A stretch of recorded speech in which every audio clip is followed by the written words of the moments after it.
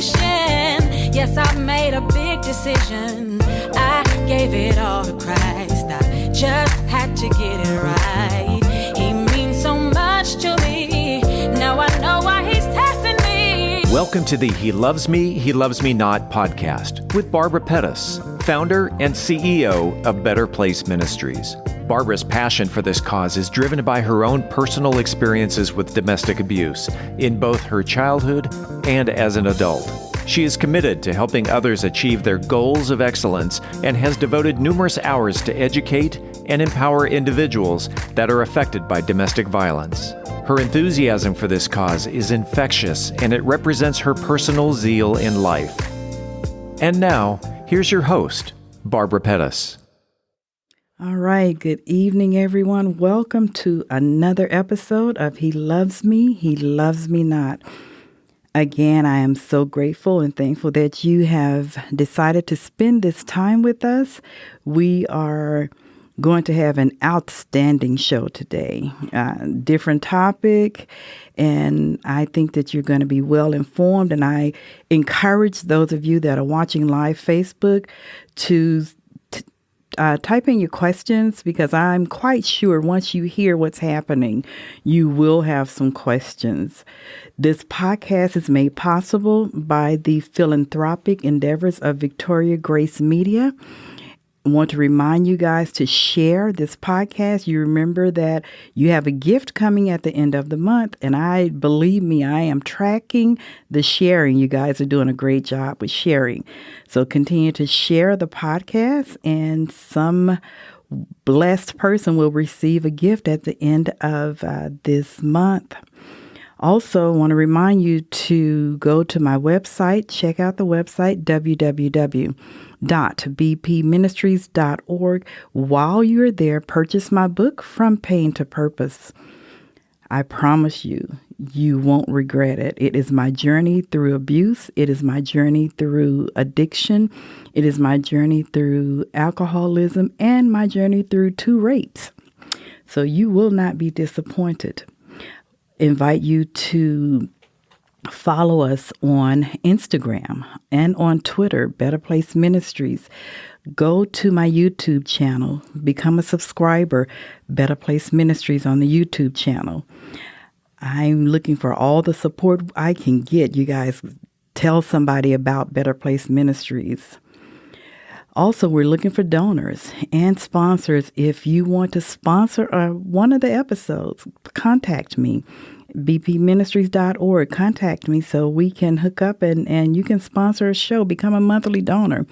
The contributions that come in go to helping a victim of domestic violence. So, and it is tax deductible, so you guys can go ahead and become a monthly donor.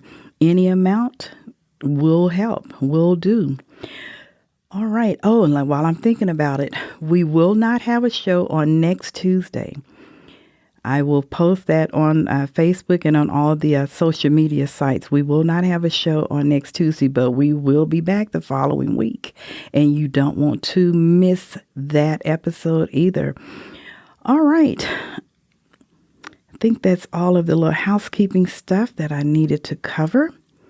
So today, I have a wonderful guest who is joining us via Zoom.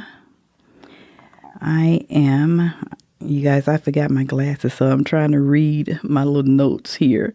So my guest is Jana Fagan.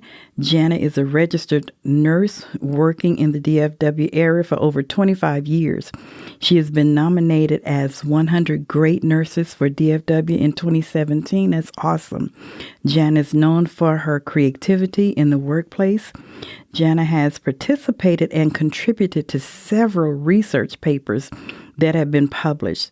She has been instrumental in assisting several trauma centers in the DFW area, received verification from American College of Surgeons.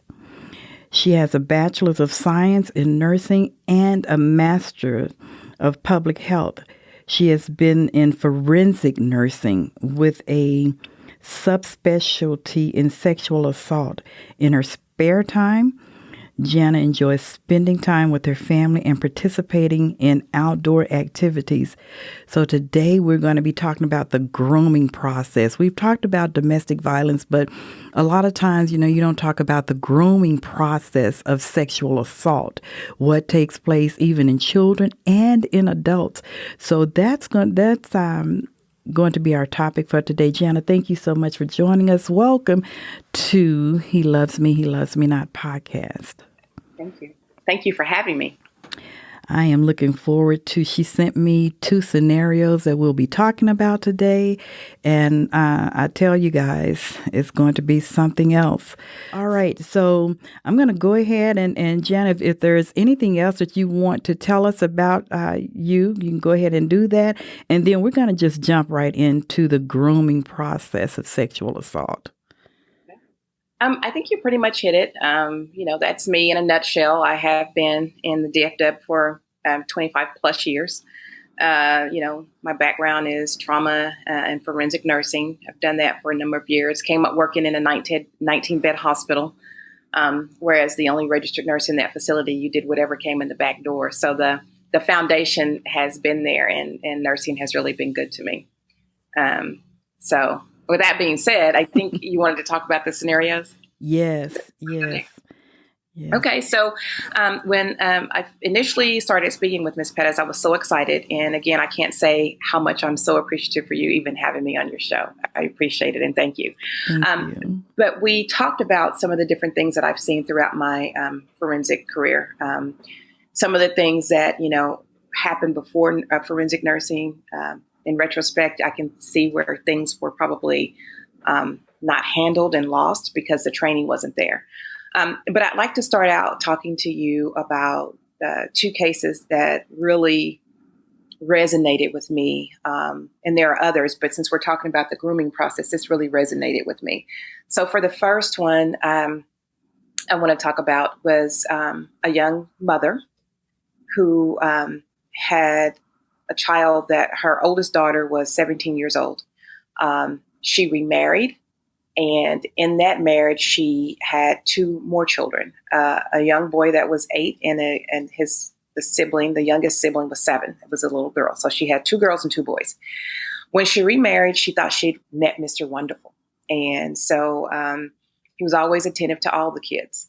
But it wasn't until the 8-year-old made an outcry that dad was doing some inappropriate things to him. So the mother was like, okay, say that again. So it led her to go and talk to the baby, who's 7-year-old. She went and talked to the 7-year-old. So they're telling her all this stuff. Then the 17-year-old comes in. Now, he's always been attentive to all the children, even the 17-year-old that's not his biological father. But to her, he was dad because he'd been around her since she was a baby. But to make a long story short, she asked the 17-year-old, and that's when the 17-year-old disclosed that, yes, she was aware, not necessarily about the younger 2 siblings, but she was aware of the feelings that he had for her because they had been dating for quite a while now. So you can imagine the mother as she brought those children in to have a medical forensic examination done. And so we're going to come back and talk about the grooming process that family went to. But I also want to share another scenario with you. It was a young lady, and she and her girlfriends went out like most people do, and they were going out to have drinks. And so she said to me when she presented, she made an outcry, contacted law enforcement. They gave us the case number in order for me to do the medical forensics examination. So when I get there, she's giving me her history, and she's telling me, lady, I can drink. She said, and I've never been loopy after 3 drinks. Something happened. And so she started telling me her story and disclosed that she and her girlfriends had a couple of drinks. She decided to go to the bathroom. When she comes back out of the bathroom, there's a gentleman sitting at the bar, and he offered to buy everybody a round of drinks. They thought it was a fairly benign statement. So they were like, okay, yeah. So he buys everybody a drink. And immediately after she took this drink is when she got disoriented.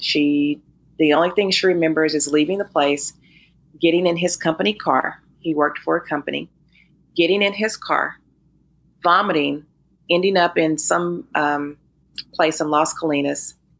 She said when she awakened, She was in the bed, completely naked, with him and his dog. And she was going, how did I get here? She had no frame of reference. Asked for him to take her home. He became very angry, told her to get her, you know what, get in the car, ask her where did she live. He would not take her all the way to her home, dropped her off on the corner and peeled out. And so throughout this exam, you know, she's tearful. She's thinking, how did this happen to me? You know, I'm normally very careful. And then we're there, we're sitting, I'm taking a history, and all of a sudden she says, wait a minute. I don't even know if I should be doing this. I said, okay, you want me to stop the examination? And she says, yes. And I said, okay, talk to me. Tell me what's going on. And she said, well, because he's an important person. He is, you know, really makes a lot of money. He talks to a lot of people, wealthy people. No one's going to believe me anyway, because he's got so much money and he has a lot of power. So no one's going to believe me. I said, okay. And so I said, hold your thought. And I left for a few seconds, and I just let her talk about how important he was and how no one would believe her and how much money he made. And then I said to her, I said, so what you're saying to me is you don't want the exam. She said, I don't think I should. She said, because I'd be ruining his career. And I said to her, I said, okay, talk to me and tell me how you know all these wonderful things about him. And she stopped and she looked at me and she said, he told me. I said, I'm sure he did. So I'm going to stop right there. And I want to talk about the grooming process, and then we'll go back over these scenarios, just so that you can kind of put together how each one of these people that we've discussed thus far were actually put into a grooming process. So there are stages to grooming. And I want to make sure that we're all on the same page when we talk about the 6 stages of grooming. You look like you had a question, Ms. Pettis.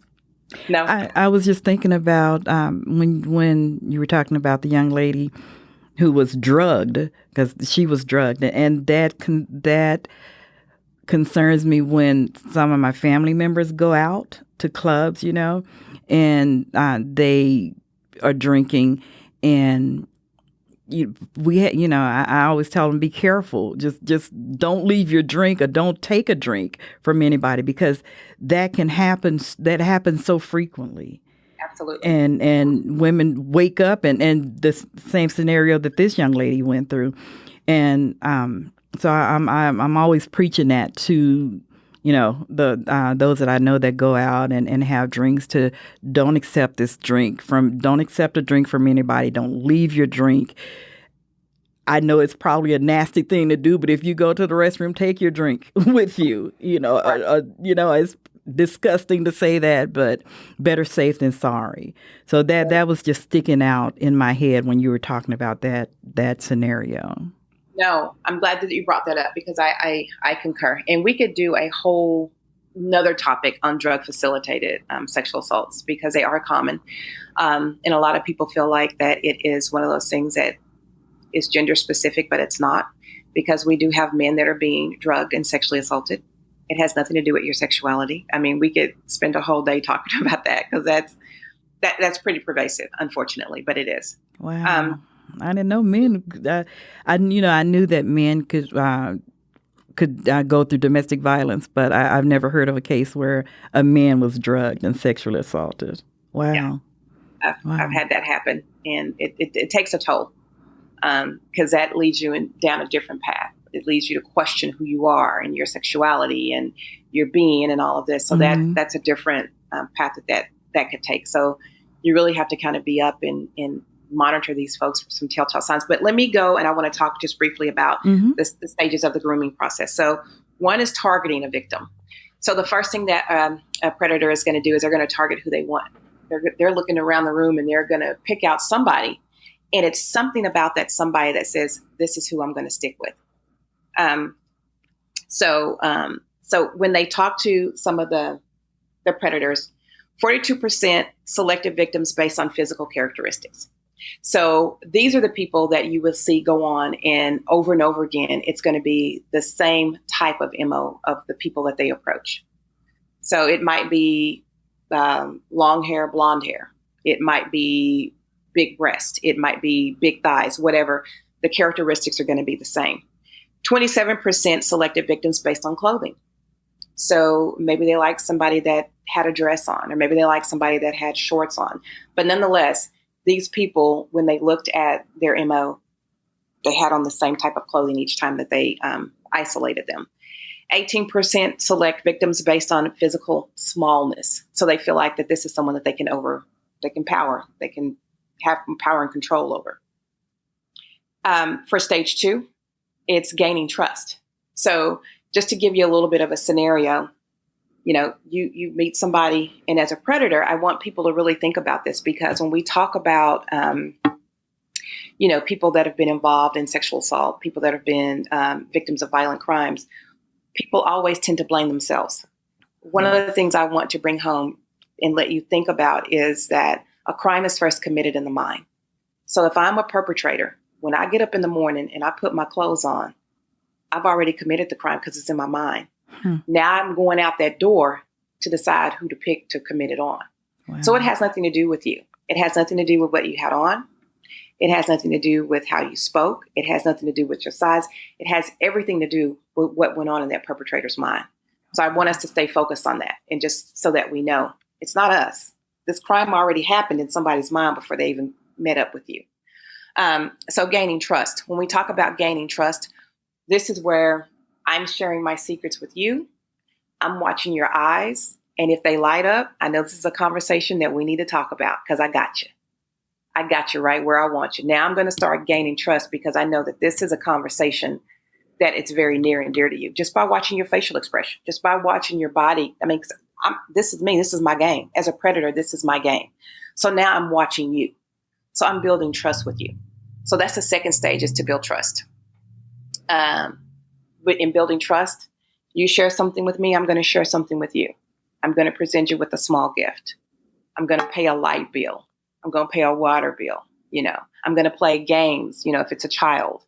It's certain things that we're going to start to disclose back and forth. We're going to share certain things. Wow, Jenna, let me interject right there, because you have my mind just going right now. I lived in California for a little while, and I went out, and so I'm thinking this guy was a predator, because we worked together, and I wasn't really interested in dating anyone, but I thought we started becoming really good friends. Okay. And I was really careful who I would bring around my children, because I knew that there were predators out there that would take advantage of my children. And so, we developed a good friendship, I thought. And so one weekend he asked me, could he take the kids and I out to dinner? And I agreed. And we went out to dinner, had a lovely time. He picked us up, brought us back to my apartment, and I invited him in. I got my children situated for bed for the night.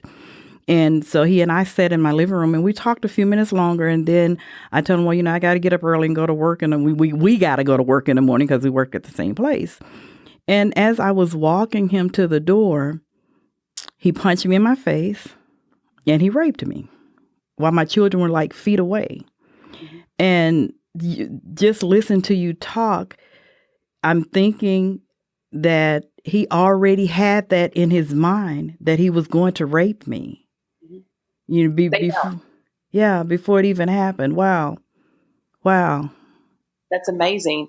And for him taking you and your children out to eat brings us to the third stage in the grooming process, which is feeling a need. So, whatever conversations you had with him, I don't know. But in his mind, he was feeling a need within your circle.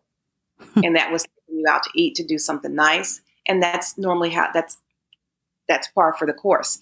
I'm going to fulfill a need in this person's life so that you continue to share with me, so that you continue to see that we have a relationship.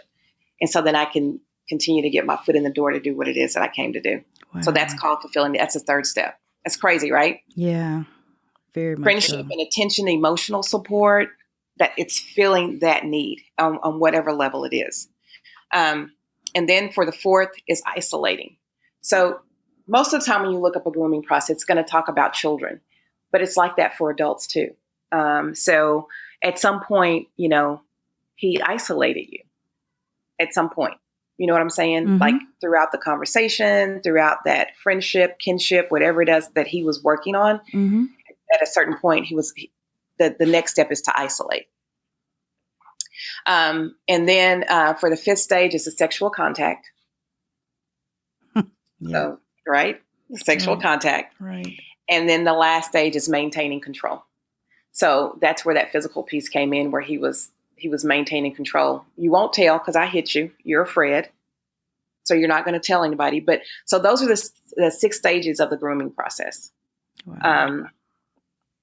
It depends on, what Arthur that you're talking to, but those are the main 6 ones that you're going to see. And it's par for course. Every single case that I've done that I knew to look back, because they don't teach this to you in nursing school. You don't learn about the grooming process. You don't learn that in forensic nursing. Those are things you have to kind of like put together. Okay. And these 2 cases just stood out because absolutely everybody in that home was groomed. When we go back to the first case of the mother and the small children, everybody was groomed. And I think a lot of people would have a comment on, now that mother had to know that stepfather was engaging in activities with the 17-year-old daughter. What are your thoughts, Ms. Pettis? I see the brain turning. Yeah, I would be one of those that would say she had to know something. I often tell women when I do workshops, especially if they have children, boy or girl, be careful who you invite into your home around your children, because I know that a lot of times they're really not interested in you because they're a pedophile. They're trying to get to your children. Absolutely. And so, yeah, I would be one. And I would be one of those ones that would say, didn't she know something? Didn't something seem off or something seem strange? Right. So with the children, and we touched briefly just vis-a-vis earlier, Mm-hmm. when it comes to children, some of the telltale signs are, number one, have they all of a sudden started wetting the bed when they haven't wet the bed? Do they want to go with this individual? Has there been a change in anything as minute as the vocabulary? Like now, do they have a pet name for whatever their body parts are? Has their verbiage changed? Has their behavior? All of those things come into play. But I can tell you that even when it's with your children, if you're dealing with a true pedophile or a true perpetrator, and I don't want to just say pedophile because you have people that it's not about children. These are just perpetrators straight out, right? He put that whole family through a grooming process. So one of the things that the mother said is when she brought the children in, she was concerned about the 8 and the 7-year-old, the siblings, and these were his biological children. So she was trying to wrap her head around all this. But then you have a 17-year-old, which in Texas, the age of consent is 17, right? Right. So obviously this had been going on since before she turned 17. Right. So the mom was like, okay, we got to do something. This is a mandated report. So in Texas, you have certain things that come in that you may witness or that you may be a part of in terms of the care team. And it is a mandated report. Number one, if you're 17 and under, you cannot consent to sex. That's a mandate report. Anybody that's 65 and older is a mandate report. Anybody that's IDD is a mandated report. Any type of disability, intellectual developmental disabilities, those are all mandated reports. So it had to be reported. But the piece that happened with this one is this young lady was not going to, what she called, roll over on her stepdad, because this was her man. And they were going to be together when she turned 18. They were just waiting for the right time to tell the mother. Amazing. That family needed a lot of help. Yeah. The dynamics surrounding that situation, I could tell it was crazy. It was like, I would try to talk to the 17-year-old. She would not talk to me. It was, nope, this is my man. And he's good to me. It was one of those situations. But when you spoke with the mother, she would tell you how if there was any time she would question any type of the behavior between he and the 17 or any of them, his first go-to was, I've been around that baby since she was 2 or 3 years old. I know you're not accusing me of what I think you're accusing me of. Wow. Have you lost it? So that caused her to question herself. Right. So she was going through a grooming process to where I'm not going to ask that question again. Right. Because what he just said to me hurt. Like, I would never want him to think that I'm not, dedicated and happy about what he's done for me and my family. Like, he took this 17-year-old in that wasn't even his. So I don't want him to think that I'm questioning him like that. So that never comes up again. So then we progress into more behaviors. It progresses from not just the kissing and the touching and now we're doing things that are more outward in front of everybody. So you don't question it. Wow. Does that make sense? Yeah. Wow. But he was not only sexually assaulting a 17-year-old, he was doing it with the smaller children as well, correct? They were his biological children. That's correct. His biological children he was sexually assaulting. Mm-hmm. Right. There were no boundaries with this guy. Like, he had a deep history. And so I'm not quite sure in terms of what happened after that, because normally as if you're present as a sexual assault nurse examiner or the same nurse, typically after the exam, you don't really get to keep in contact with how things progressed unless you get called to court. So I don't know what the outcome was, but I do know that this family had a lot of healing to do. Yes. A lot of healing to do. Yes. Wow. Wow. So in other words, he had the mother thinking that she was losing her mind or misreading signs that was really actually there. Right. And he had just done a number on the 17-year-old because she was just convinced that she loved this man, and they were just going to be together. My gosh. That's exactly right. That's deep. And so, everybody. And so when I have people that ask that question, before I started forensic nursing, I would have been the same person that would have said, that mama knew, or that father knew. They knew. Now that I've been and I've worked it, I can honestly tell you when those things come up, it's part of that MO of the perpetrator to say, no, I cannot believe you think like that. You need to check yourself because this is not who I am. Yeah. Right? Yeah. So, and then to move on to the second, and then I guess folks will be asking questions. Hopefully I'll get some questions. But for the second scenario, this is someone that she just met. So this is not someone that she's familiar with. This is not someone that she even had a connection with. This is someone that before he left his apartment that night, he had made up in his mind that he was going to commit a sexual assault. And that's what he did. Yeah. It had nothing to do with her. It had nothing to do with what she was wearing, what she had on, the conversation they were having. It had everything to do with what he was thinking. It had nothing to do with her. She was just, unfortunately, there. He put something in her drink, and that's how that situation went on. So with her, when she presented, one of the things when she was talking, and I was like, I said, he does sound like, a pretty important person. But I just want to ask you, how did you know that? And when she said, he told me. And I looked at her and I kind of smiled, and then her eyes got really big and she was like, oh my God, he was grooming me the whole entire time so I wouldn't report him. Yes. I said, that's what it sounds like. Yes. In other words, if you tell somebody, they're not going to believe you because I'm this big shot, and who are you? So they're not going to believe what you say. And a lot of times we do think that it's our fault. It's my fault I got raped. It's my fault I got abused. It's really not, because like you're saying, these are thoughts that they had when they got up in the morning, and they knew that they were going to target somebody to do it. I know for me, I thought that everything that happened to me was my fault. That the rape was my fault, and I'm like, I shouldn't have gone out. I should have stuck to my guns, And fortunately for me, as I said, we worked together. So he didn't show up for work the next day, but HR had all the information. So, they were able to track him down and get him. Because I did go to the hospital that night. I called another friend, and he and his sister came over, and took me to the hospital. But yeah, we think that it's my fault, and we start thinking, well, I should have done this or I shouldn't have done this, or if I hadn't have been there or whatever, it wouldn't have happened. But it's not our fault. No, absolutely not. No. And it starts with believing. So anytime somebody presents for a medical forensics exam, I start with believing. I don't question their story. And a lot of people are like, okay, it's potholes all in that story. Is it potholes in the story, or are we dealing with a traumatized brain? And if that's the case, then the memory is going to be fragmented. Flight or freeze. You have a whole bunch of things that are taking place when we're talking about neurobiology of trauma.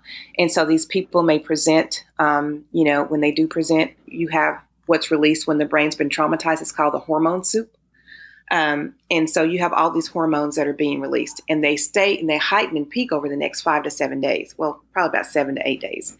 So those hormones start to peak. So when you see these people, they may be jovial, they may be laughing, they may be very tearful. You may have a mix of emotions, and those are normal. And anybody that deals with someone that's been traumatized will understand that that's how the brain works. So I go back to saying it starts with believing, regardless of their presentation. You start with believing their story, right? So, right. I'm glad you said that, because a lot of times the victim is not believed, and that's another barrier in them speaking up and saying something, because they feel like, well, no one is going to believe my story. No one is going to believe me. So why go through all that trouble? We have to start believing them and working the system backwards, first of all, believe them, and then put together all the pieces. It's like a puzzle. Put together the pieces and allow her to feel like someone is actually listening. Absolutely. Yeah. And don't make the trauma worse. Yes. You victimize that person. Yes. Yes. My goodness. I'm looking on Facebook to see if we have any questions. I see, Shalonda, I see your comments with your great comments. I don't see any questions at this point. Mm-hmm. What was the comment? No, she was just, her comments, Shalonda is saying, sounds like gaslighting. Yeah. Yeah. She's saying it sounds like gaslighting. And when you were talking about the family, she said he hijacked their minds. Absolutely. Mm-hmm. And that's what the grooming process is. And I tell people that all the time. I am not so quick to say the mama knew, or the daddy knew, the auntie knew, the grandma knew. I'm not so quick to say that now.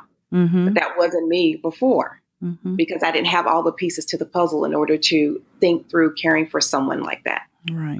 And so those, whereas you may see potholes, is it a reason for having these potholes? Like, when dealing with a traumatized brain. So I think every sane nurse thinks in terms of, what's going on with the patient that I'm looking at that's right in front of me. Mm-hmm. What could be some differential diagnosis that could be going on with this person, from nursing approved diagnoses. You're thinking about these things. The goal with having the medical forensics examination is this is when healing starts. So when you encounter that sexual assault nurse examiner, or that advocate, that law enforcement personnel that gets you to the hospital so that you can have this done, that's when healing starts.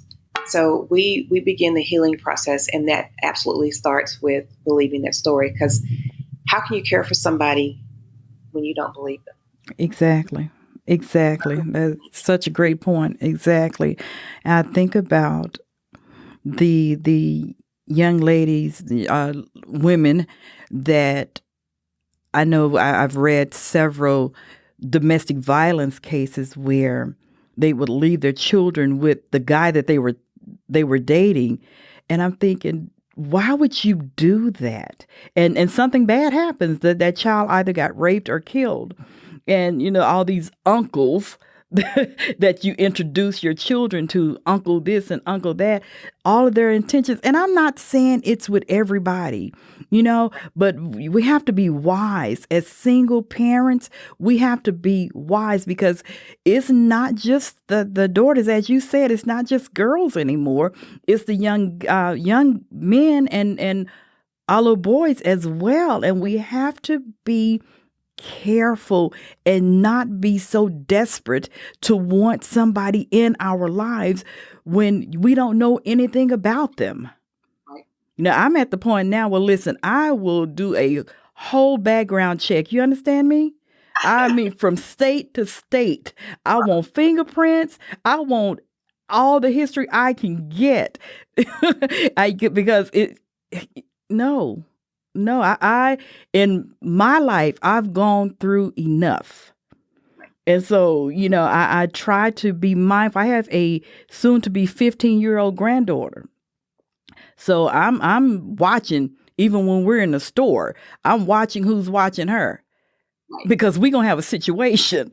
Right. You understand? We're going to have a situation. So we have to be careful. And I do see a question. Nicole is saying, how can individuals prepare themselves and their children to watch for the grooming signs? How do we, and I'm trying to read, mercy, how do we have them differentiate between a real friend versus someone that is a predator? Good question, Nicole. That's a great question. And I'm so glad that you asked that. Thank you. So basically, when you're dealing with someone and you're talking in terms of a true friendship, it is not one of those things to where, it feels genuine and you're not disclosing certain things and this person is trying to redirect everything that you stand on, everything that you've been raised on. The difference is when you meet a perpetrator and they're so engaged with trying to challenge your mind, as the young lady put it in her comment, hijack the mind, if you will. When they try to do that, they're going to challenge your morals and your ethics. They are going to have conversations. This is how it works in a nutshell. I'm going to share something with you. If I'm a perpetrator, I'm going to bring up several different things. My goal is to watch how you respond. I'm watching how you look, how you smile, how you talk, how your eyes light up, your body language. If you get then I know, okay, this is a conversation that I can keep him or her at bay. Okay. Whatever their preferred pronoun is. This is how I can keep you at bay. Then I'm talking about a conversation. Well, this is something that morally and ethically that you're not okay with. So you're going to tell me, oh, I don't like that. I'm going to be like, okay. But as a perpetrator, it's not like me not to try. I at least have to try, right? Right. So I didn't get you to engage this time. But the next time we meet, I'm going to bring it back up again. Maybe in a different fashion, but I'm going to bring it back up again. So now when I leave you, I have you thinking about it. The third time I see you, you'll engage with me just in conversation. But I bet you'll engage in conversation with me about it. Because this is the stages that I'm taking you through. So now I've got you talking about it when initially you were like, I'm not even hearing that because morally and ethically, that's not where I am. But now I got you because I didn't put that question mark in your mind. Now I got you. Now I got you talking about it. Next, after we talk about it a little bit, you'll be engaging in the action. That's my next goal. And that's how it works. It's a progression. I can see that. Because with this particular guy out of California, I had told him on several occasions, I'm not interested in a relationship with anyone. I left Dallas for a fresh start, because of some things that I had gone through. So I had told him several times, I am not interested in a relationship. We can be friends, but I am not interested in developing a romantic relationship with you. And then that's when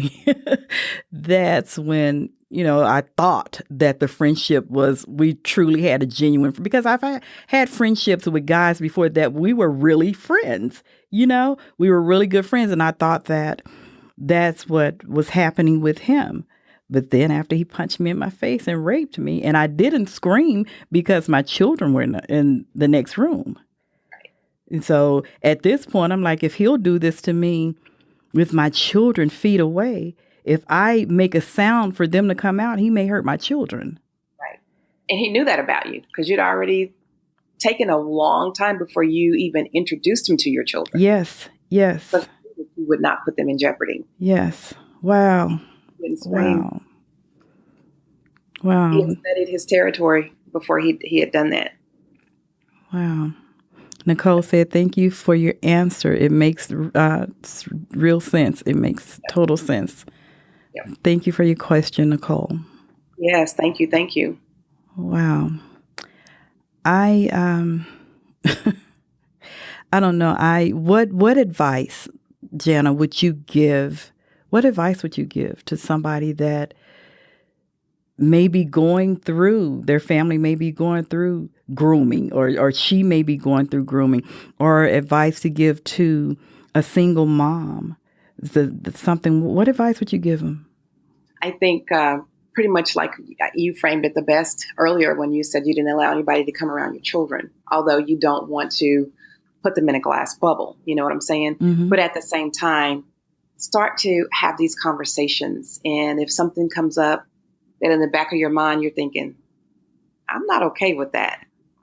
That's your red flag right there. Mm-hmm. Like, people challenge you. You know how you hear the comment where they say all the time, if you're the smartest one in your group, you need to find another group, right? You need to find somebody that can challenge you. Right. If you're the smartest one, you need to go to another group. But that's a different type of challenge. That's to make you do better, to challenge you to be the best you, right? But when you get with someone that's grooming you, the conversation isn't about challenging you to make you this better person. It's about challenging you to make you do something that you're not comfortable with. Mm-hmm. Mm-hmm. It's about putting those conversations there. And it's not because this is something that we saw on the news. I'm engaging in this conversation with you, or trying to get you to engage with me because I want to get you there. Right. This is what I want you to do. Right. And I think parents need to have real conversations with their children, especially if you're dating someone. You need to have real conversations with your children and let them know, listen, you can talk to me about anything, and just be upfront. If this person touches any part of your body that you're uncomfortable with, let me know. Do not be afraid to let me know, because that's unacceptable behavior. Even if that perpetrator, that predator tells you that you don't tell your mom or don't tell your dad because it'll make them sad. You know, the little tricks, the mind tricks that they play. We have to have real conversations with our children, because these kids develop nowadays that they're 12 and looking every bit of 18. You know, or 14 looking 20. Yes. So we must have hard, real conversations. None of this birds and bees crap. It's got to be real talk. And you know, I every show I say, pay attention to your children. Pay attention to their behavior. If something in their behavior has changed, pay attention and start asking questions. We have got to ask questions. This time goes by so fast. Go ahead, Jana. No, we do. And I will tell you, there was, they did a documentary and they were talking to different perpetrators. And one perpetrator, he was in a wheelchair.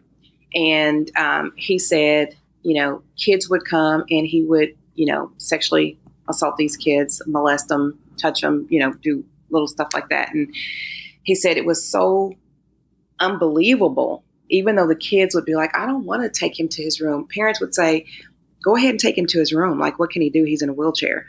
He said as soon as the kids took him to the room and helped him, to get from the wheelchair into a bed or whatever his next move was going to be, he said, I did everything I wanted to do to those kids. Mercy. Went back out there and said anything to their parents, their parent would be like that. No, he wouldn't, because they didn't believe it because he was in a wheelchair. Mercy.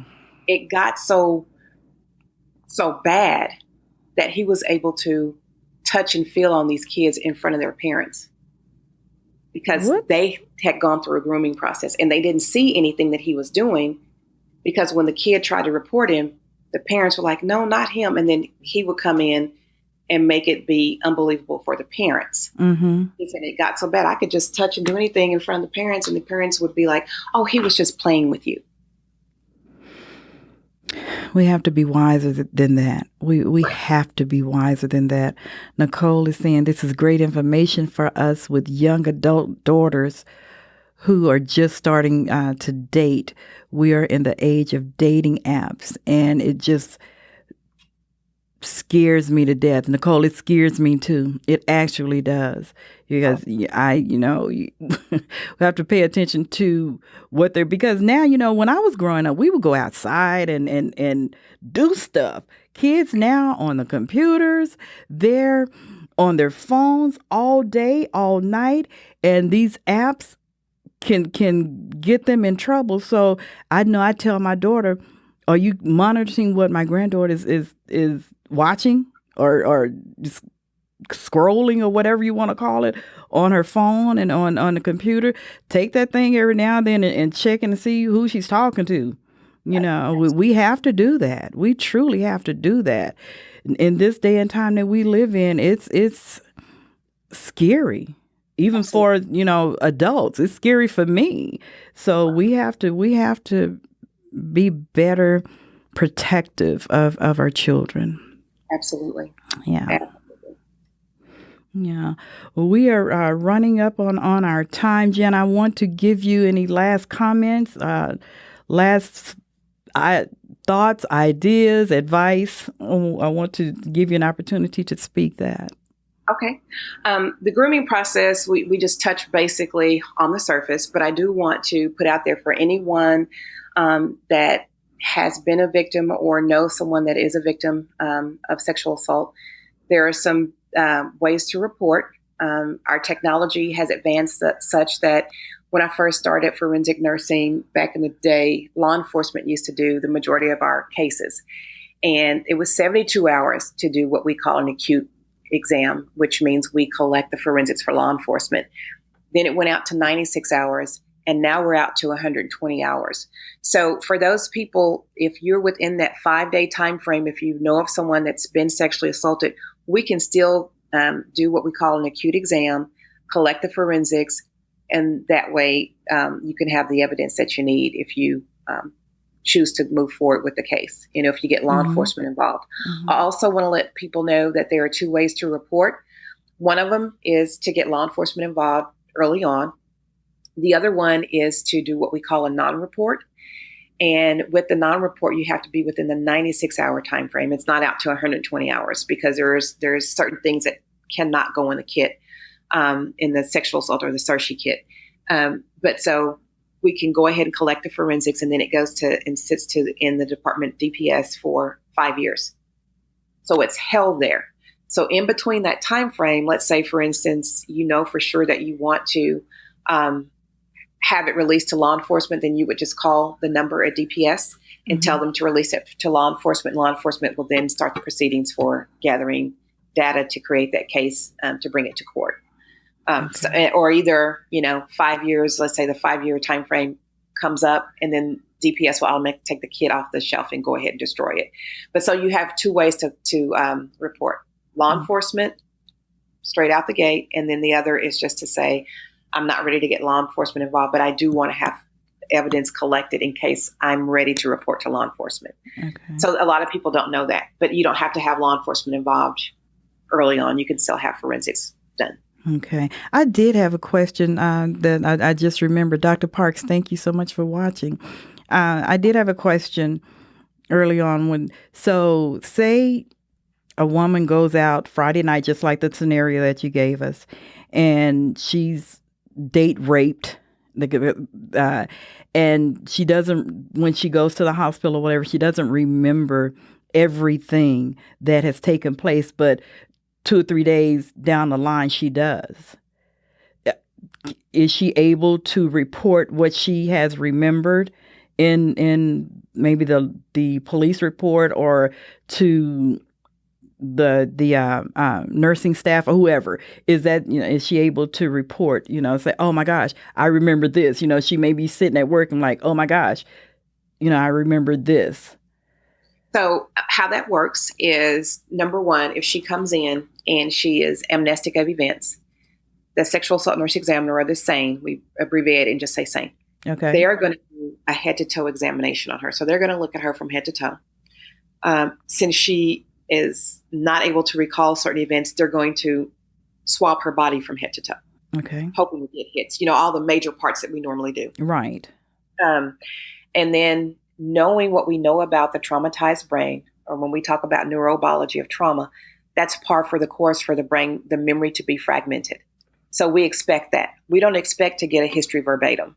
Okay. That's not something that we expect, because even if I'm talking to you just in this conversation right now, I might go, oh, wait a minute. You know what? I meant to tell you X, Y, and Z, and I forgot about it. That happens to all of us, but particularly the traumatized brain.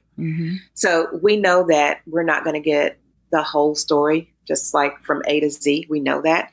That's one of the reasons why law enforcement, when they do a forensics interview, they bring them back. They do what's called a forensics interview.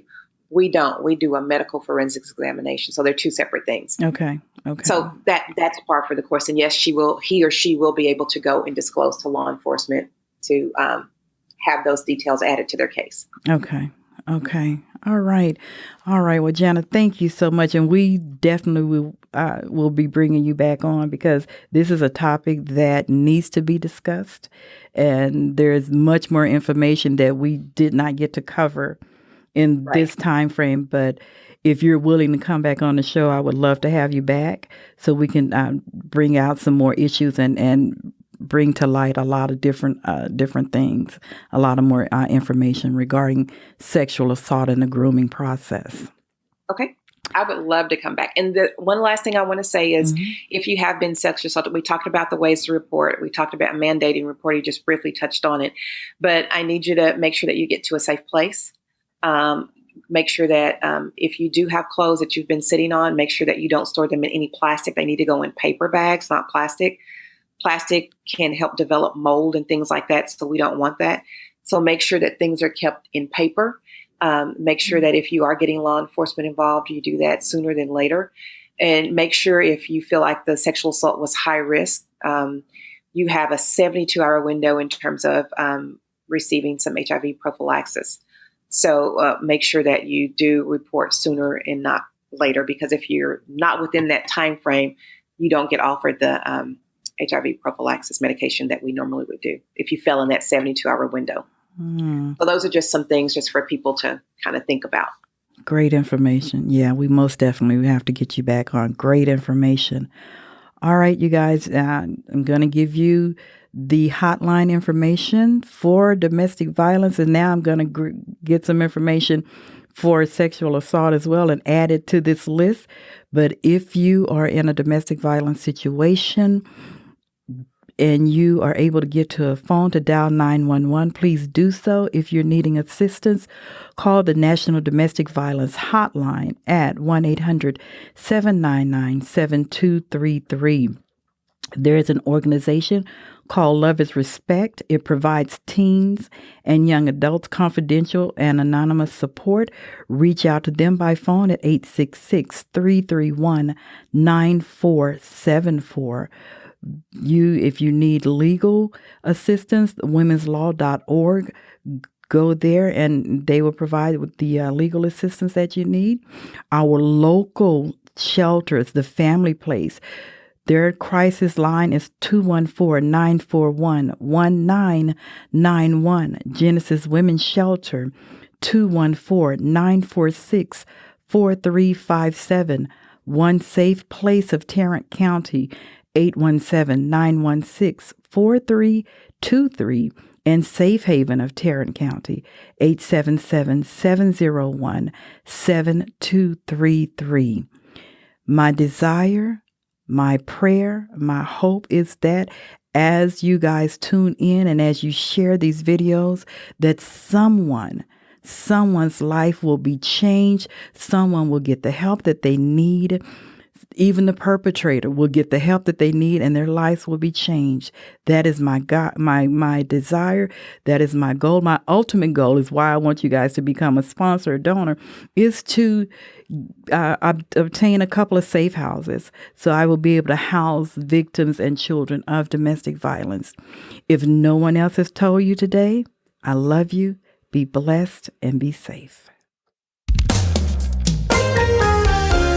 I just came to testify today to let you know that no matter where you are and no matter where you've been, that God can change you because he changed me.